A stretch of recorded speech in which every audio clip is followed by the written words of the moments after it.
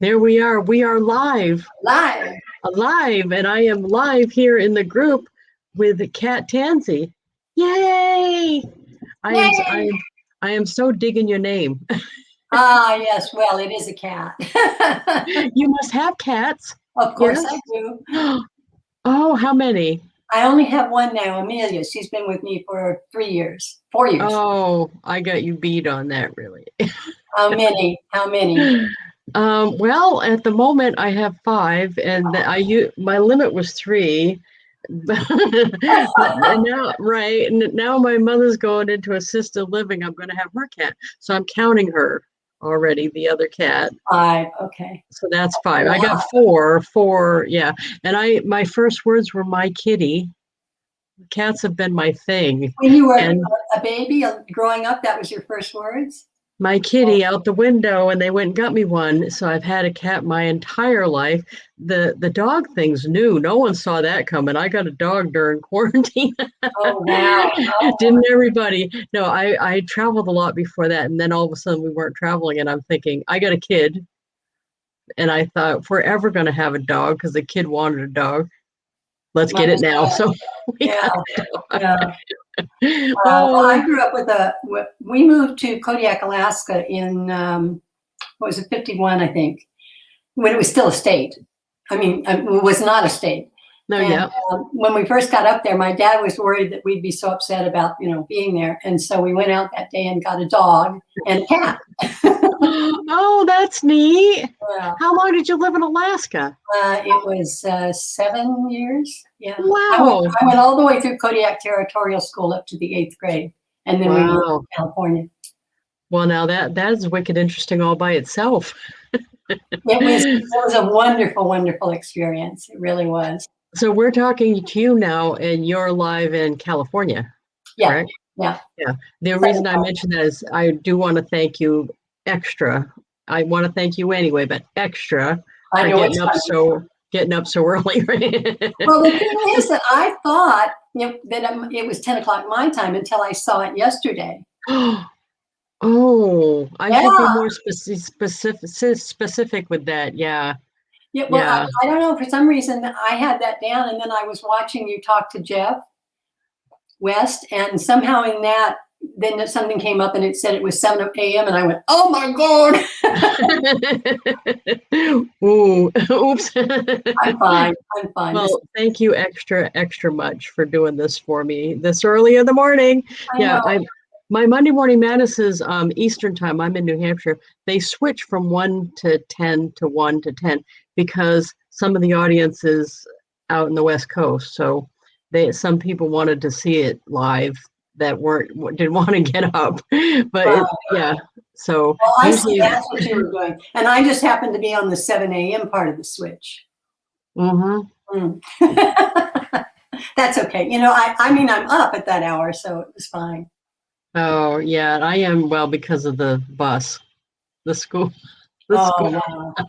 Oh. How old are you? You have one child? Yes, I have one, 15. Oh, wow. Right, going to be 16 in a few days, actually. So that's right. Where I actually adopted an infant as a single person. Oh, my So word. yeah, the weird that isn't even the weird part of the story. No, I adopted from a cousin, because I wanted to keep the baby in the family. But the weird part of the story is I was 42. Don't do the math now. Come on. You're doing it in your head. Don't do that. Honey, when you start talking about age, I'm 77, so relax, okay? I'm in denial. That's not Yeah, no, it's really and okay. happy. I'm happy to be. It's really okay. I'm happily living in denial. I have no problem with that. But it is a little weird I'm being my age and having a 15-year-old. Most of the other moms, if they have a 15-year-old and they're my age, it's their last kid or something like that. They're not a lot that it's their only kid. So I think it's wonderful. Don't you think in a way it keeps you young? oh, absolutely. I was telling the kid that the other day because it's not like I wanted my whole life to have kids. I actually, when I saw that movie in high school, hopefully this isn't too graphic, how this goes to this. I thought, well, no, I can bypass that experience and not be upset by that because I couldn't picture myself giving birth. That just was too out there. So Yeah. I was willing not to do that. But then this opportunity came up, and I'm so glad it did because I was telling the kid, there are things that I learned about and continue to learn about and have an interest in that I wouldn't have even looked at had I not had a kid, because the kid is interested in everything.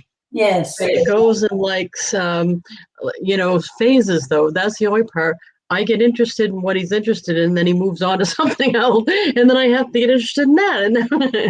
And I, This is keeping you young. Look at all the yeah, change that's going on in your life, and as you keep doing it, you get better and better at it. So I think it's wonderful. no, it's been really, really the best thing ever.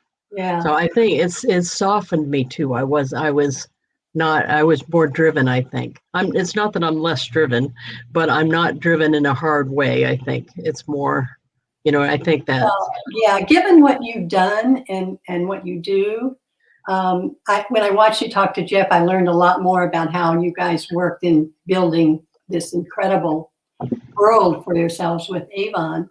And it is demanding. And so I was just looking at that and thinking how amazing you are at what you do. And then with the child and all the changes there, it's keeping you young.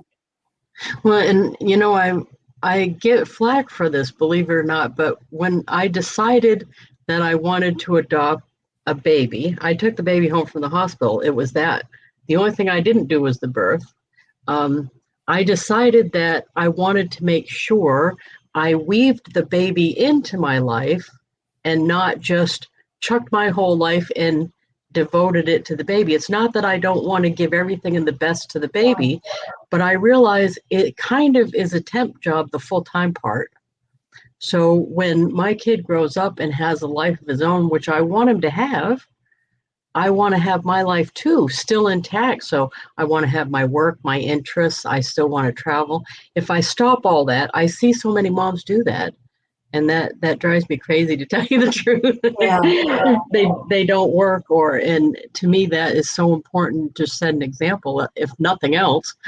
But I mean, I need the money too, but to set an example, I wanted to not, lose it. Well, yeah, I mean, I don't know a whole lot about you, but knowing what you've done, and how significant what you do is, I can't imagine. I mean, it was really interesting watching you and Jeff because you came kind of from the same approach to life and work and everything.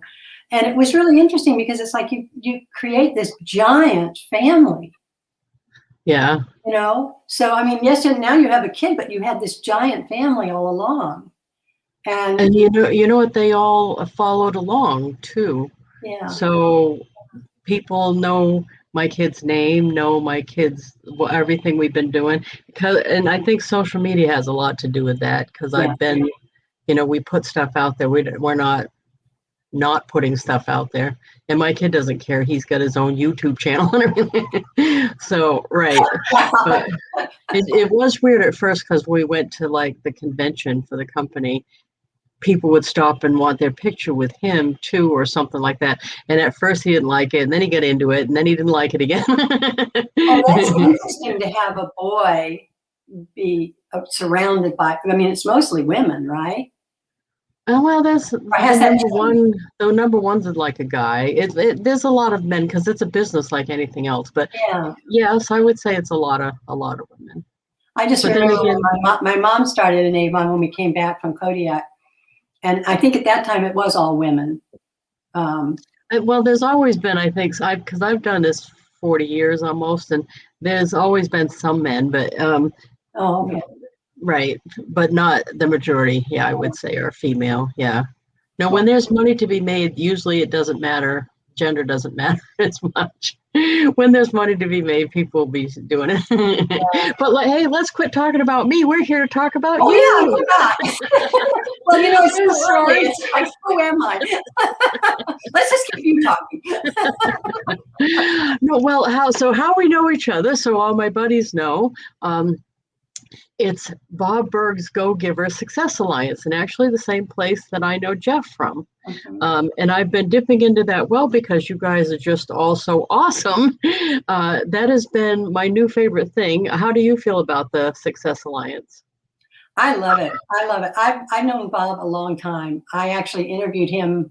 Oh, I have a radio show I used to do called Magic in Midlife, and it was all women, but for some reason I interviewed him years ago. So I just think he's wonderful. And when I saw what he was doing and where I am and what I've been through, and I'm really just now coming back, it was just the perfect place to be. I mean, I love it. Really love it. Yeah, I like that it's a big variety of people. Yeah. So we get, I think all of us do this, maybe not, maybe this is just me, but you get in a bubble of like with the same company people or in the same industry. And that is a place where it's not like that. It's like a mastermind of just all kinds of people. Like, isn't it Jody that's an engineer? There, and there's a whole bunch of different insurance, just everything. There's a whole bunch of different ones. Yeah, So, I'm really liking it. Well, and I spent my earlier years, quite a number of them, I think it was 30 or 40 years of it, maybe 30 years in the corporate environment. And initially I was the only woman. So I've always been around men. I think men are easier to work with myself. Well, it was for me at the time. I've changed since because my world kind of changed. And when I started Magic in Midlife, my show with all women, I embrace that as well. But that's what I like about Go Giver is there's a lot of men there. Yeah. So it's a big mix. And I think, I don't know how you feel, but I feel respected. Yes. As another business person, but Bob may have helped with that because he says something nice about me just about every time, which I love. I like that too. I know. I like him when he my silly stories, and he likes them. He's just, I guess I have a thing about the respect because, you probably know 100 other people that you've met from the same company that don't do it full time or just do it playing around. And everybody thinks if you're doing direct sales, you're just playing around. So I end up hearing that a lot. Mm-hmm. And I'm not getting that from you guys, but that's probably because Bob. Yeah. Yeah. Well, I really like it because most of it is people in direct sales, and I'm not doing exactly that anymore. There was a time when we lived in Ojai, and we were into the whole air hit thing about how is your air in your house, and we got into that business for a while. So I did some direct selling during that period, it's fine. It was fun, but I'm back to my love, which is the hero's journey and teaching and coaching. So let's go way back. So when you worked at corporate, what kind of industry was that in that you were mostly working with men? It started, I'm trying to remember how I got into Xerox. I can't remember how. Oh, with Xerox. Well, what happened was that Xerox brought in a new part of their company called Xerox Computer Services. This was back in the 70s. And it was a big deal at that time. It was a service which you got this little terminal, and it was over the internet, and you put in all your information. And so what they could do, it was like amazing at that time. You could put in an invoice, and it would actually take the stuff out of inventory and bill it, and so all of the work that went on manually was in that. And we were competing with a lot of the companies that sold computers. They were beginning to sell computers at that time. We weren't selling the equipment, we were selling the service. That must have been really early on. It was, but that is how I got into the whole thing about change. Because I was lucky. I like to learn new things really fast. So I got to do a lot of different jobs. But what I loved about it was I got to go out to the customers a lot and find out what was going on, because the thing we had was if we're selling a service and they don't use it, we don't get paid. So my job was to help the salespeople and the people that work with them and our whole company in working with customers and making sure they're doing it. Well, I remember, I'll never forget one of the first companies I went out to. It was a liquor distributor. And it was up in San Francisco. And I went in and I was talking to some of the people, and there was this one woman sitting there as I was talking and explaining what we were doing and what they would be doing. And after everybody sort of moved away, and got back to their desks, she turned to me and she said, "You know what, honey? I think you're real smart and I think you're trying to do a really good job, but let me tell you something, this isn't going to work here." She calling you honey? That was the beginning of my understanding about change. Oh, geez. Yeah. Yeah. So what I learned there was that when we're trying to get someone to change, we're telling them about where they're going and trying to make it important for them. We're not thinking about where they are. And so the thing is, we think of change as, okay, I want you to change. You think of it as a new beginning, but it's really not. It's an ending for you. It's the ending of where you are now. And if you don't address that, they're going to be resisting. They don't want to let go of where they are now. And that was that's when I ended up writing a book called Winning the Change Game some years later. And I came up with a model that was this whole idea of the ending. It starts with the ending. You go through a period of time where you're very uncomfortable, and then you finally reach the new beginning.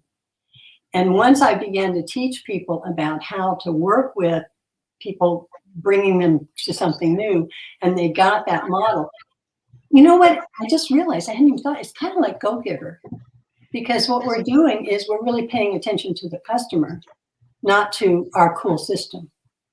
So your whole thing is to find out where the customer is now. Yeah, and what they're holding on to. And if you think about it, if any of us just think about something that and I'm just going through this with another system right now, and I've been in the business forever, but if you think about when you're doing something and you're really good at it, and this is happening so fast now with the internet. I mean, every day they come in with something new, and you go, "Oh crap!" And so that's what it's all about. Think about how we feel when we are really comfortable. We feel confident. We feel secure. We feel good about what we can do. And then suddenly, I'm facing this a lot right now with a lot of new stuff. And as you get older, I think it gets harder. And so what we have to do is understand that, first of all, we need to understand it's okay that we're changing, and it is hard, and we really don't want to. It's okay. That's the way it feels. And then kind of move ourselves slowly through that middle part. And I hit one yesterday. When you get to the part where you're kind of getting what it is you're trying to learn, and you're kind of feeling like maybe you're going to make it, and then something happens. Oh, Yeah. Something happened that you didn't quite understand. I hit one yesterday. It just was a killer, and you just feel like, I don't know. You just feel like you're taking back to purgatory again. So you just have to accept that, and then finally you reach what we call the new beginning. But the problem is that a lot of people think of change as, oh, here's the new beginning. Well, wait a minute. What about the ending? Oh, so you think people are skipping the ending? Well, they feel like they have to. And that's where they get stuck. Yeah, they feel like they have to. They don't want to do it. It's hard. And I think you have to accept that, and understand that, and not punish yourself. And then that can be true for not just like some new thing that came along like software. That could be true for like anything. That right? could be true for a new Avon salesperson. Yeah. Or even a personal thing, like you stopped being married and started being single, or you had a baby, or any of those things, right? There's an ending and a new beginning. Yeah.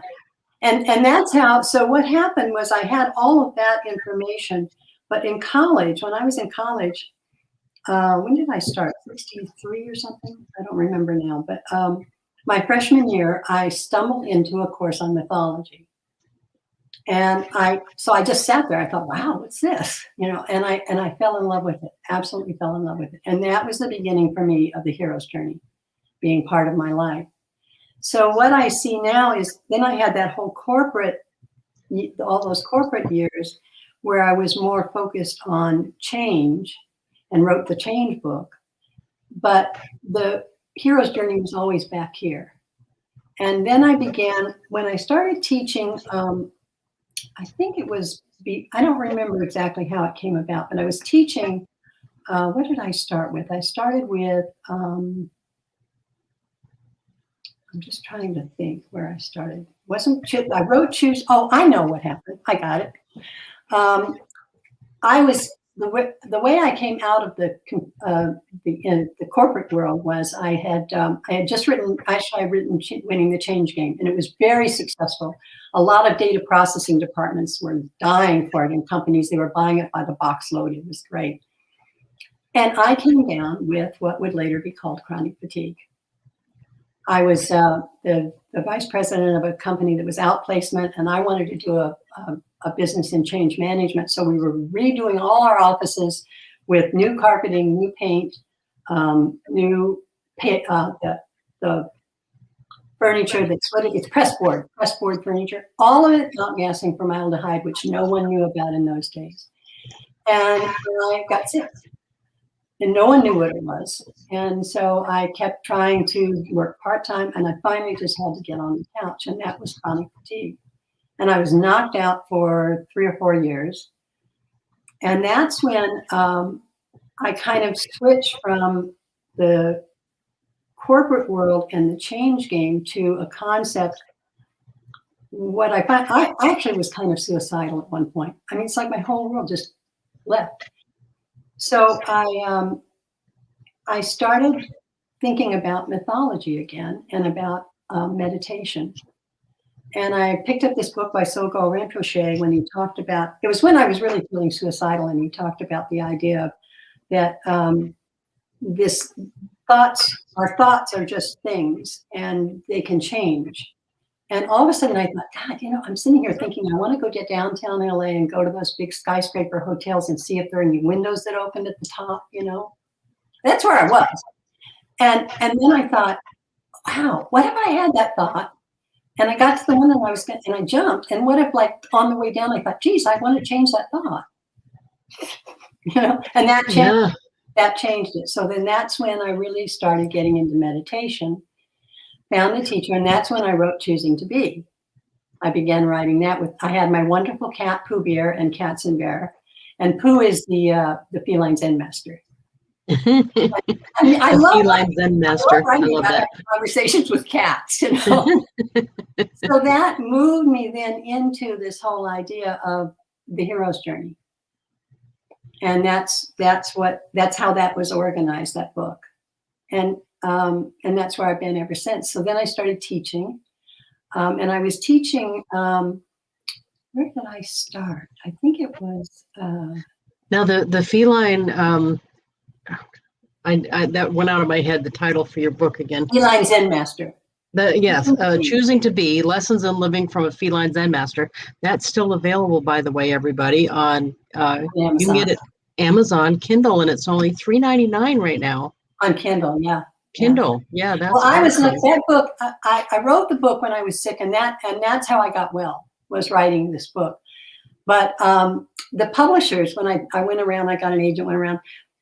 They kind of nobody knew about chronic fatigue in those days, so that was kind of weird. And meditation wasn't a very big thing in those days. And I had a talking cat. And so they said, oh, this is pretty good, but we can't do it. So I put it on the shelf, and then years later, I brought it back out, and that's when I started my Magic in Midlife show, interviewing women. And somehow, I don't even remember how it happened, but there's a wonderful press called Findhorn Press. Back in those days, they since sold out, but they were terrific. And I started interviewing a lot of their authors. And Terry, who was the owner of that, was looking at what we were doing and looking at my interviews and everything. He was very impressed. And then he saw my book, and he decided he wanted to buy Choosing to Be. Oh, nice. I published it.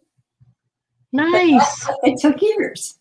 I mean, one of the things, well, you know how it takes. Yeah. So that's kind of how I arrived toward this idea of the hero's journey. And then when I started teaching, I started with, why am I blocking about the first course I did? I can't remember. But what I began to see, I'll pick one. One of them is called Choosing to Be Fit. And I was teaching, I had a wheel of the different parts of fitness and all of that. And I was teaching this. And what I kept seeing was all of this resistance to change. You know, like you need to drink more water. And this one person had so many excuses for not drinking more water, you know, just pushing. And so that's when I started to think about it. And I thought, you know what? If they understood the hero's journey and really embraced it, that's what we need to make change, no matter what the change is. So that's when I decided to start writing about and created the course on the hero's journey. And the idea now is you start with the hero's journey, and then if you want to take a course on fitness, if you want to take a course on being happy, whatever that is, you have the model of the hero's journey to follow. Now, the hero's journey is you're the hero. Yes. Each individual person is their own hero. So you're not waiting for someone to rescue you. Right. You're rescuing yourself. And the thing is, Lisa, that we don't have a roadmap. See, Joseph Campbell, who, you know, was the big hero's journey guy, he was doing all of this research. He loved that stuff. He was a wonderful man. And what he found, he was going around all of these cultures, and he found this one myth. There were many myths that he was looking at, but this one myth that kept appearing across all cultures. And that was the hero's journey. And what he saw was that that was kind of their foundation. You know, the hero's journey tells you how to go through this process of change and teaches you that. And then you can apply it to anything.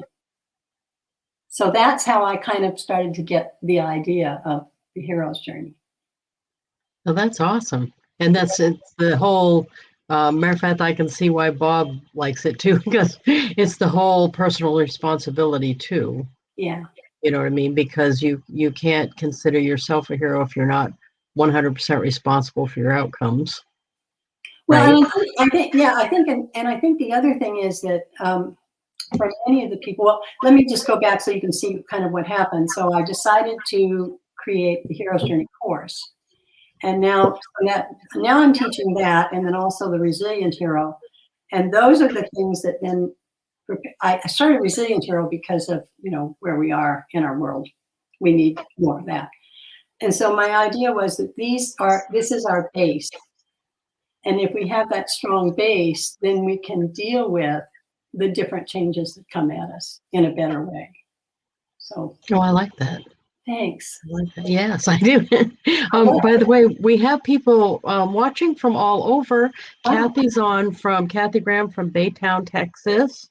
And we have Rhonda from Philadelphia. If you click on comments, you can see the same thing I'm seeing. It's on your right side of the screen.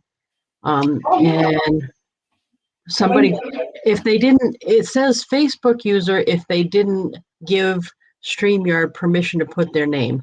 So a few of them are like the whoever's from Richmond, Virginia, we don't see your name. So you may want to put hi in your name.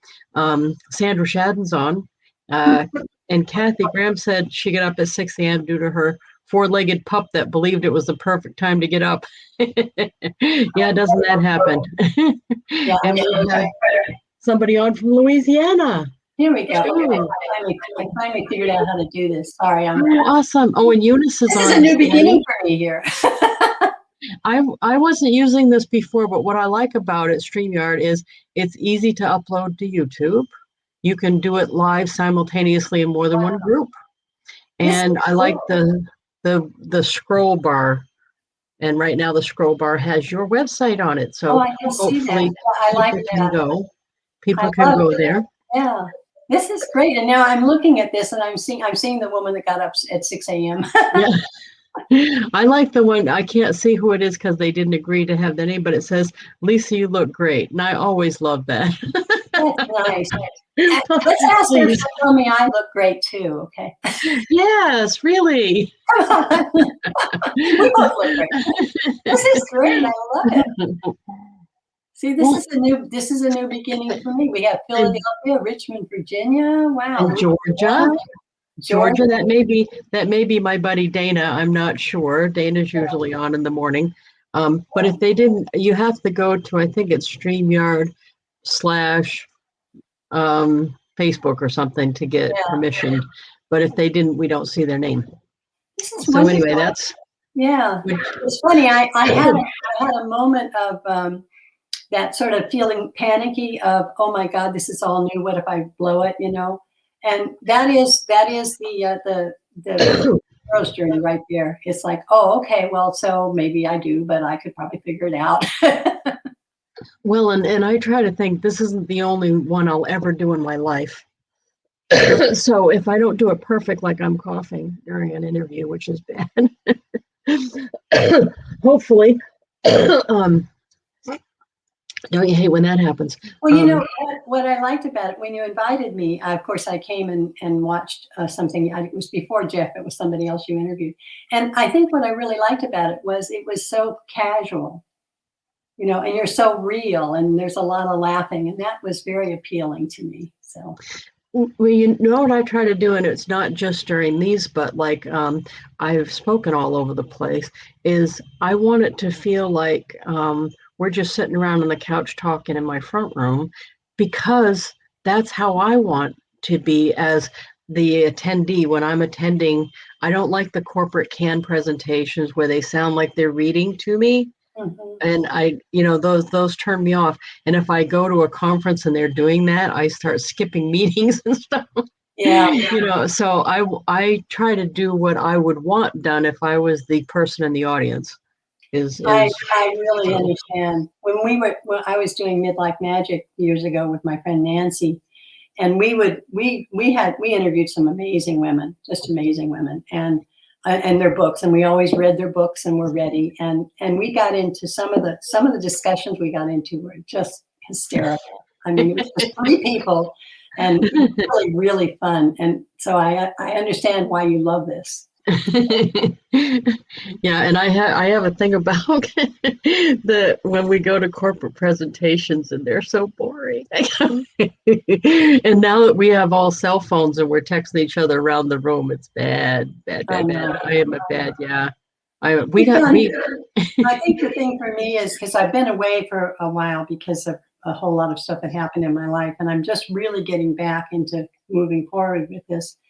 And I think for me, the hero's journey is so important now, because we've never experienced anything like this in terms of the massive amounts of things that are happening, the massive amounts of change in technology, and of course our whole pandemic and just everything it's too much in a way, because there's so much changing. Right. Although for me, getting back into technology when it's changed. So I just feel like I've always believed that the hero's journey, it was so important to people at the beginning, when Joseph Campbell was looking at it, because what he felt was it gave everybody a roadmap.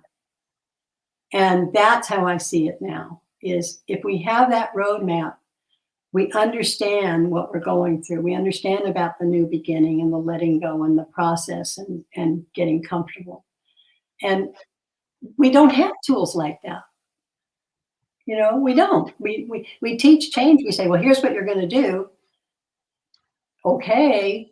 And if you watch Facebook, I don't know I've been watching it now for the last year or so, and the amount of change and hype, and it's overwhelming. It's just overwhelming. So no, I agree.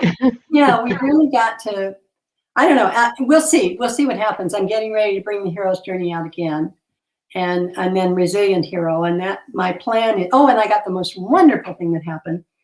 I have this thing called GoFundMe that I'm doing, and my friend Ann put it out. And then this friend Terry that I've known for a long time, who's a marvelous trainer and businesswoman. And she, they knew from reading my story that I've been through kind of a shitload of things, Yeah. And so Terry came back and said, I I'm really sorry to see what you've had to go through, and I'd really like to help you. And what I'd like to do is give you a day a week until the end of August. Wow. That's awesome. I know. I was over the moon because I knew what awaited me as I put all this together, how complicated it is and how hard it is. And I kind of knew in my soul that I didn't think I could do it by myself. And then there she was. That's awesome. So I know. Wow. You must be so excited. I am. I'm That is awesome. over the moon. I did want to tell you that there was a noise there a minute ago. That wasn't me. It was the dog snoring. Oh, look. What kind of dog is that? Oh, why does everybody say that? No one ever says that about the cat. What kind of cat is that? No, the dog is, we had the DNA done, and it's like a big 36% American Staffordshire Terrier. Oh.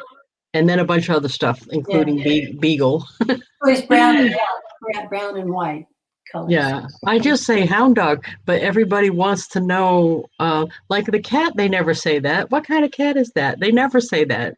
Well, it's kind of, when you look at a cat, you can kind of see what cat it is. You know, if it's a tabby, it's that. If it's, you kind of get, and I don't know if we really know all the different kinds of cats. Because the dog's kind of like that, because I knew it was a Heinz 57 dog when I got it, because and they put in the description, because I got it a rescue with online, actually. I got petfinder.com.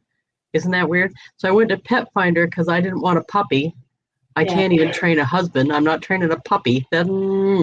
So I put in that I wanted like a 2-year-old at least, and then all these other things I wanted, and I got the perfect dog. But they said the dog was a boxer mix, and it does have some boxer.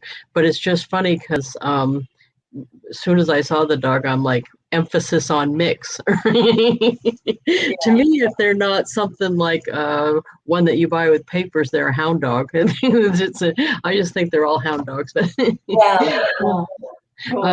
Eunice says, my dog's dog makes really strange noises when he's sleeping. Yeah, I was afraid everybody heard that and thought it was my stomach or something. Oh, it's funny. I didn't hear it, but that's. Oh, good. That's even better.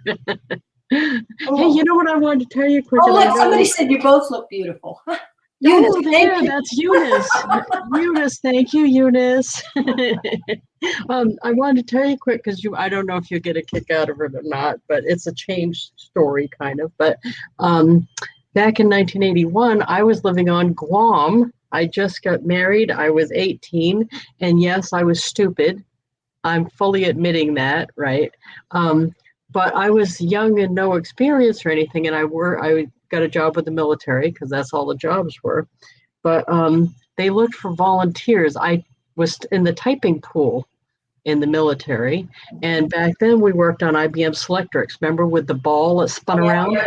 And the military, you had colored tissues with carbon paper. Yes. Is how you did all that. So they were looking for volunteers. They had a new Wang computer and had a giant air-conditioned room for the person willing to learn it, and it was word processing. Oh, wow. Where you didn't have to do the tissues and the carbons. Me. It's funny because nobody else wanted. Myself through college. We lived in Alexandria, and I went into DC to get a summer job. And I had to take typing and shorthand because my mother made me when I was in high school. And so I got a summer job at the National Science Foundation as a kind of ad hoc secretary who took the place of secretaries on vacation. And I had to do that with the silly paper and the carbons and the tissues. But the funny thing is, what I really wanted to do was work with the National Wildlife Foundation. And I went there first. And I had taken, I was a great typist, and I had taken shorthand, but I hated it. Oh, yeah. So back in those days, men like to have a woman sitting there taking shorthand so they could talk, So he was one of those, and he said, well, let's see how you do. So I was sitting there and you were talking. I had no idea what I was trying to make little notes and like kind of remember what he was saying. And then I had to go type it up. And when I turned it into him, he said, I think you're going to quite work out here. Oh. So then I walked down the street further, and that's when I went to the National Science Foundation, which was great. They gave me my job every summer. Christmas vacation, I got to go in and work. But it was the paper was really a pain in the you know what. Well, I didn't type good enough for that to be good, because when you made a mistake, you had to erase down all those tissues and do it again. Yes. And it's like, oh my God, yeah. right. Yeah. So when they said, are anybody willing to do this? All of the other women were a lot older than me. I was 18. All of them were 40s and 50s, I think. Right. Nobody wanted anything to do with the computer. They just, oh no. And I'm thinking to myself, where's the downside to this? I get out of the tissue carbon war. It's air conditioned, which it wasn't in the regular office. I get to be on my own in there. This sounds like a win-win-win. But I was the other girls with it. You're seeing that change model right there. You know, the ending for you was, I don't want to do this anymore. So I'm not going to hang on to it. I'm going to go in and see what I can do with this. And it was just awesome. But I try now, I hope, and I think the kid helps me. But when technology comes out and changes, I try to get on it, because like my main company, the big company that is my main source of income, when they come out with something new, like how we place our orders, over the last 40 years that I've sold for them, it's been a lot of different ways. We called them in with a little machine, and you know what I mean? And then before that, we had paper purchase orders where we colored the dots in, and it's progressed right up to this. What we do now is submit them online. But I was surprised how many people are still, like, there's people doing the paper purchase order, filling in the little bubble. Up to last year, they were still doing it. See, remember the woman at the liquor distributor that said, honey, I think you're great and you're doing a good job, but it ain't going to work here? Yeah. That's that resistance to change, you know? It's that new beginning, and they don't want to do it because it feels, I mean, that's the point at which we really need to help them. So I wonder what they could have done better to get people, because to me, they let that go on too long. I think the thing is that what you need to help people understand is you need to help them have a bridge. And that is that, and I also was writing user manuals at that time. So what I would do is lay out what they're doing now, so that they knew that I understood what they were doing now. And I laid all that out. Here's what you get the paper, you do these things. Here's where we're heading. And then I'd lay all that out. And then you have to help them see a bridge between the two. So is the bridge the reason why you're heading that way? It's the reason why. It's also a bridge that helps you feel that you have been paid attention to, that I know what you do now, and I'm not dismissing it. It was working just fine. And what I want to do, this is the way I would talk with them. You know, I'd say, I understand, because I've been here. We've all been here. We've all done things a certain way, and it works for you. And I understand that. And the reason, and you need to have a reason for it. And the reason that we need to change to this is, and whatever that is, you know, in the case with Xerox at the beginning, it was that now, instead of having to enter an invoice on paper and then go over to the chart of accounts and you know, put the information in for the sale and do, so you had like 3 different people doing stuff.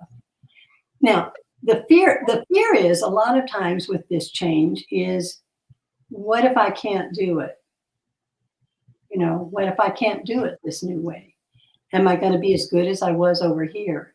So I think it really has to be a feeling of, it's like Bob and the Go-Giver. It really is. It's not the Go-Giver in sales. It's the Go-Giver in implementation. And I think a lot of times we can be a go-giver in sales and, you know, really have them feel comfortable and buy it and everything. But then when they have to start doing something different, they need help with that too. I like the way you said that, though, because I'm still getting complaint calls from some of my older gals that are doing the paper, and they finally did cut them off from being able to do that. But I like the way you say I should acknowledge where they're at, say that it worked for them, make sure that they realize that is important, and then understand why we're moving to the other. And Because I think I was doing the understanding, but not going over the, it was important to them, and not acknowledging that. Yeah. I think I didn't do that. I didn't do that well. Good. So, I mean, it's really good that you see that, because I mean, it's easy not to see it because we're thinking of what's important. But if you think about yourself when you had to make the change. right. Okay. Right. So maybe you struggled with that a little bit, and maybe you could share that. I think for me, whenever we make changes like that, how I look at it is, when they first came out with cars, they were stupid. They didn't run good. They broke down all the time. But that at no point did they say, you know what, this car thing's not working out. Here's your horseback.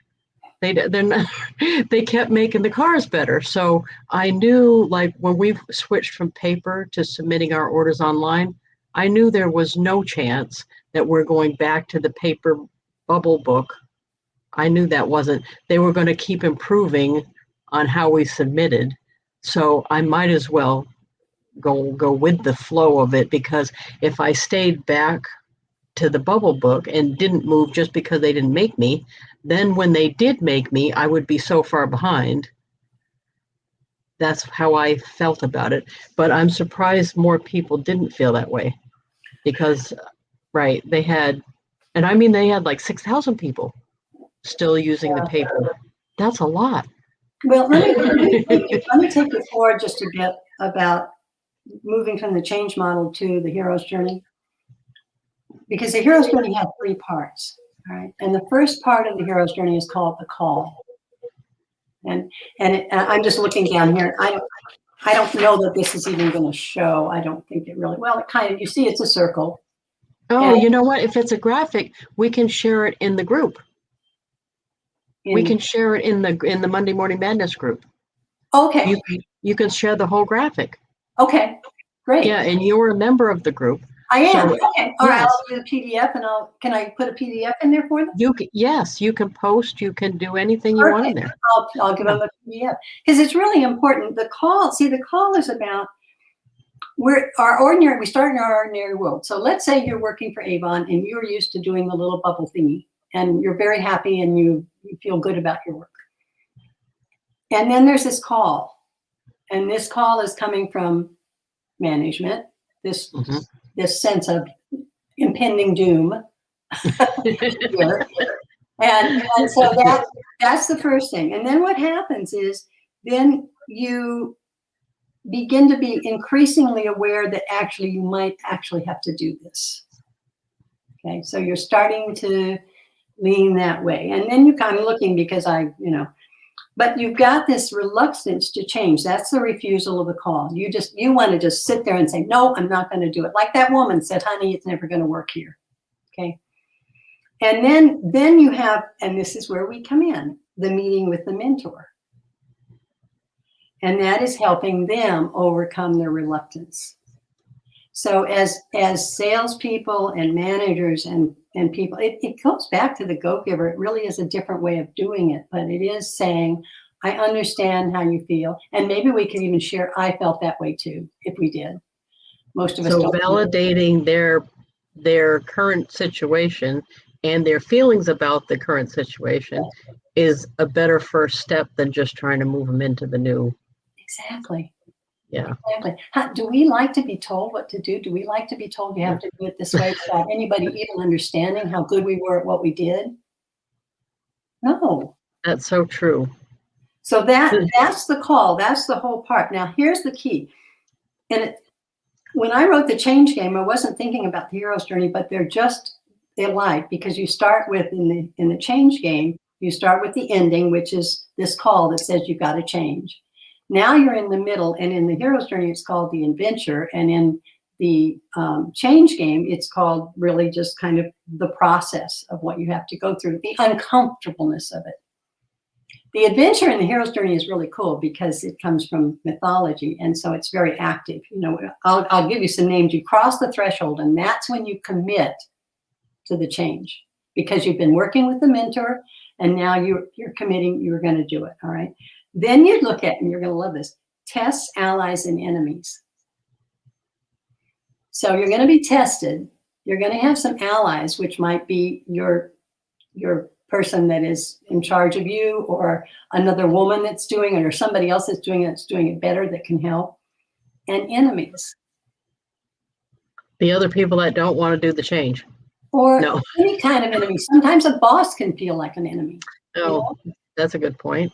So that's this idea of being aware of, when I was also in recruiting for a long time, in executive recruiting, and I'd see these people think, this is the absolute perfect job for me. I want it. I go in there, and I never even thought about like what's going on. Because I took one job and there was a real enemy there. He didn't want me, you know. Oh, this is life. Yeah. So that's that part. Then you get to approach the inmost cave. And this is where you're kind of preparing for the big change. You're beginning to think, well, maybe I could learn this. And then you try and you fail, or it's so frustrating, you just want to throw everything away. You go through that.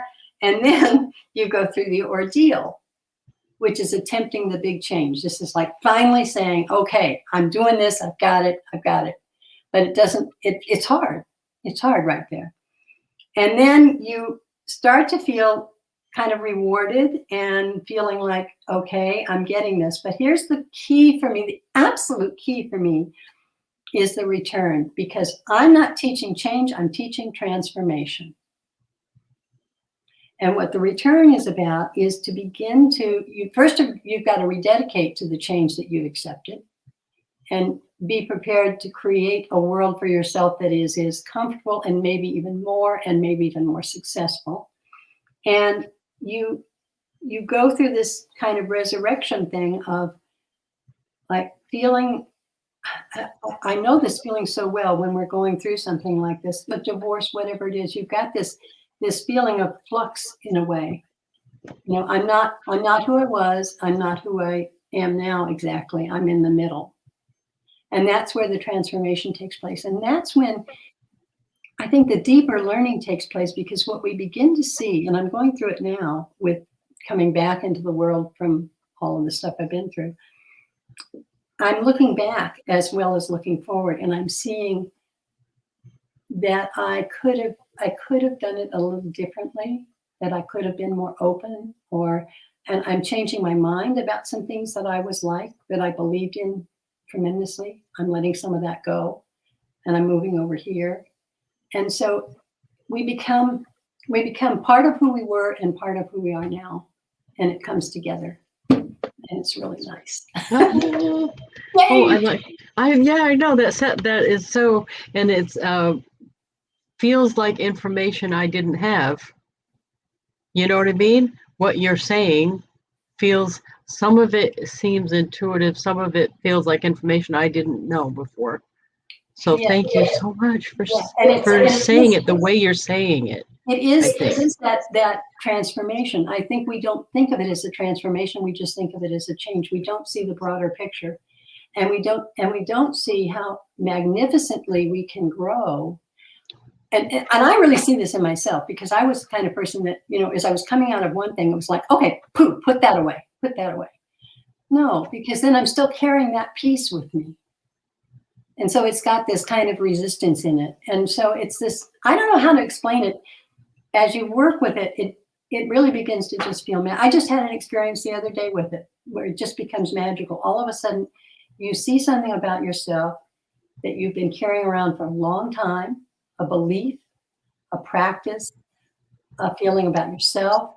And all of a sudden you get this, like, I don't know, it's like a bright light goes on, and you look at it and you say, wow, I've been carrying that a long time. Maybe I don't need to do that anymore. I know I sound like I'm on a soapbox. No, I like that, because between those two things, you know, the transformation part where you're not leaving your whole self, you're kind of combining who you are, so you don't have to feel like you're leaving that. And then the other one is coaching and I'm validating where someone is. Between those two things, you made my day here. Oh, I'm so glad. That is so awesome. The other thing is, the real key of this is, once you do that, once you actually go through that transformation, and then you're returning, and what you're coming back with is the elixir to share with others. Because you have now changed, and the change in you is going to help you begin to understand how to help others change in a different way, just like you did. Oh, nice. That is so. Oh, I just got chills. I just got chills. Oh my God! I know.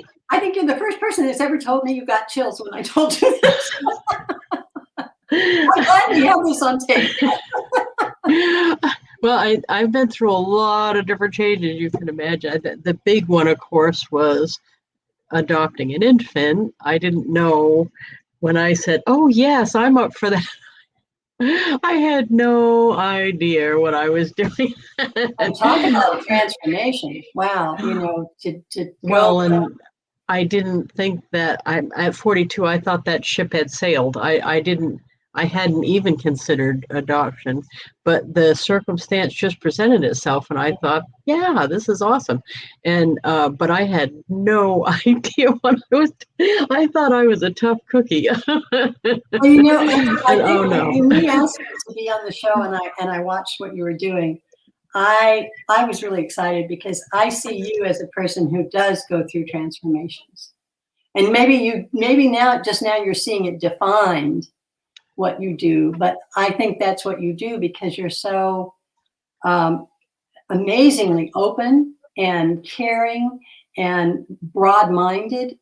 Oh, thank you. All of those sound good. It goes. And this is on tape. I have bad traits too, just in case you're wondering. Well, send me those in private. Right. I'll tell you my big one is for some reason when I'm done with someone, really, this sounds awful, but if I get mistreated or something like that, and I'm done with someone, like my exes, they stay. I've stayed done. I call it sending them to the island, and there's no swimming back, really. And I feel bad that I don't have a way back, but I do it to preserve my own sanity. I don't include people that really have, done me wrong. Yeah. So yeah. I understand that, and I've really been through it too. And I think maybe part of it is just that I'm older now. I'm 77, so I have a lot of history, and then having been through this very difficult passage lately. What I'm seeing in myself now is that I understand what you're saying, because at one point I was married to someone who was very abusive, and that was a real thing to get out of. But I see, and maybe it's just aging, or maybe it's the work I do, that I see more of a transformation happening in me. And I'm letting it go. I'm just letting it go. Well, see, that's the thing, though, is I've let it go completely. Yeah, I'm not, you don't have to push it away. You don't have to be fierce about it. Right. Then I think I'm doing that. Okay, and that's the difference. Then maybe That's you're different. ready to get to the point Yeah. of maybe just being able to let it go. Yeah. Which is, That's and think about how relaxing that is compared to, yeah. That's a good point. That's a good point. Oh man. Well, I can't believe we're up on our time already. Oh, I know. Make sure you go to go to kattansey.com, KATTANSEY.com. It's right on the screen right now. And check out, you even have a free download everybody can get. The Awakening Your Hero's Journey, Invoking the Power of Myth is a free ebook right on your website. Right. And let me just mention, just so they know that, because I am just coming back and putting everything together. Right now, the Hero's Journey is not available. And I think I mentioned in there the page that they can go and learn about it. I'm going to go in this afternoon and change that to say it won't be ready for another 2 weeks, because my friend is coming in to help me, and we want to make some changes. But in a couple of weeks, it will be available. So awesome. Yeah. Well, they can bookmark it and go back. And this was recorded for YouTube. I'm going to include your website address, of course, in my in the comments underneath it, so that, or in the description underneath it, because on YouTube it's going to stay there for a long time. So hopefully people will see it and see your link right there. Cool. So I love this. I just, when you invited me, I just thought, oh, I want to do this. oh, and I really appreciate your time. I really, really do. So the all important question that I ask every guest, is it cookies, brownies, or sea salt caramels? What is your, or you have the other choice that you asked me about earlier. Hmm. I think I want the other choice. Okay, I can do that. That's no problem. Something for my face to help me, I mean, I'm older. Whatever you feel. Oh, you know what? Right away, I was thinking of a product line that we just came out with that I think you would like. And I can get you, just be a little bit longer wait to get them because I That's have fine. to order it. But I Oh, can I think of love a that. product line that I think you would like. It's for those listening, you know what I'm going to talk about. I think it's Farm RX, which is our new like all natural ingredient line. But I think the one you're going to like is the one I like out of that line. It's a green gel cream that soaks right in, and I think you'll love it. Oh my God. But I will await eagerness.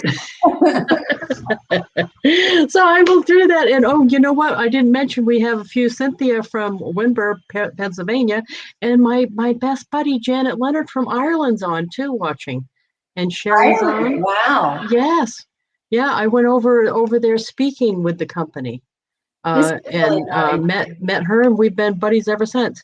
And Kathy said she loves the Farm RX too. So yeah, I think you're going to like that. But I'll send you a little gift set of Great. that. I haven't had any Avon products, and I always think of my mom when we came down from Kodiak, and she was selling it in Chula Vista. She was selling Avon, and they had those little lipstick samples. And I used to go in and take some of them. Oh, and you know what? I've had a jewelry addiction. They have the fabulous Oh, wow. jewelry, Oh, that's and a lucky thing. what I like is it's always so affordable that I can buy it all and not feel bad about it at all. What you have So, is beautiful. Yeah. yeah, this is one from a little while ago. This isn't on the line right now, but I love it all. And you're I've so good sold at it. I've sold as long as they've sold jewelry. That's been within my career span. So. Wow. And I even saw when I lived on Guam, the whole computer story. But back then I didn't know people did direct sales full time. I Yeah. didn't find that out till years later than that. But Yeah. so You are amazing. I felt so blessed when you invited me. I really. oh no, oh and I thank you because you've actually absolutely taught me two skills today, even just this little time that I'm going to use going forward. I thought those were so valuable.